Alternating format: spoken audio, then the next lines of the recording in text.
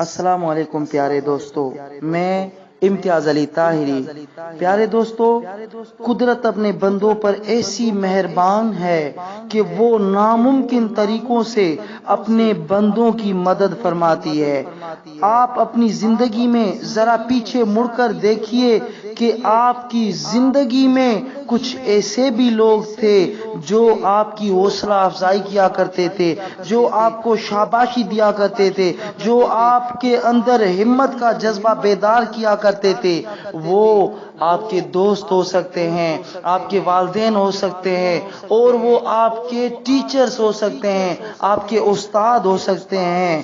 تو پیارے دوستو، ایسے لوگ جہاں بھی جاتے ہیں خوشی، محبت اور امید کی کرنیں بانٹتے رہتے ہیں۔ تو پیارے دوستو، اگر استاد ایک نالائق بچے میں فقط یہ یقین پیدا کر دے کہ وہ لائق ہے تو اس بچے کی تقدیر بدل جاتی ہے۔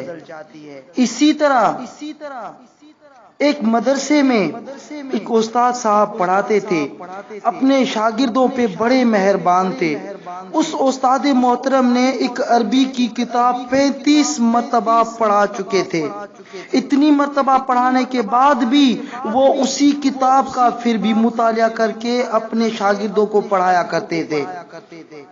اس استاد محترم کے ایک پیارے شاگرد نے ان سے سوال کر لیا کہ استاد محترم، آپ یہ کتاب 35 مرتبہ پڑھا چکے ہیں، اتنا عرصہ پڑھانے کے بعد بھی آپ اس کتاب کو پھر بھی مطالعہ کر کے جاتے ہیں، آخر کیوں؟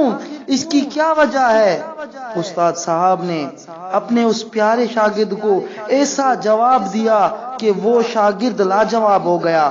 پھر استاد صاحب نے فرمایا، بیٹا، میں اس کتاب کا مطالعہ اس لیے کر کے جا رہا ہوں تاکہ میری کلاس میں سب سے زیادہ کمزور بچہ، جو ویک بچہ ہے، جب میں پڑھانا شروع کروں تو وہ بھی بچہ میرا پڑھایا ہوا سبق سمجھ جائے۔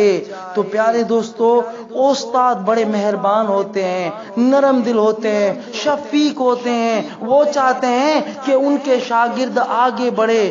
جس طرح آپ نے دیکھا ہوگا کہ ٹرین جب اپنی منزل کی طرف رواں دواں ہوتی ہے تو ٹرین کا جو اگلا حصہ ہے، انجن والا حصہ، وہ فرسٹ کلاس ڈبوں کو بھی ساتھ لے کر جاتا ہے، سیکنڈ کلاس ڈبوں کو بھی ساتھ لے کر جاتا ہے، اور جو تھرڈ کلاس کے ڈبے ہوتے ہیں ان کو بھی ساتھ لے کر جاتا ہے اور منزل مقصود تک ان کو پہنچاتا ہے۔ اسی طرح استاد بھی اپنی کلاس کے اندر ذہین شاگردوں کو بھی ساتھ لیے جاتا ہے، درمیانے شاگردوں کو بھی ساتھ لے کے چلتا ہے، اور سب سے کمزور اور ویک بچہ ہوتا ہے، جو نالائق بچہ ہوتا ہے، اس کو بھی استاد ساتھ لیے جاتا ہے اور اس کی حوصلہ افزائی کر کے اس کو بھی اپنی منزل تک پہنچانے میں مددگار ثابت ہوتا ہے۔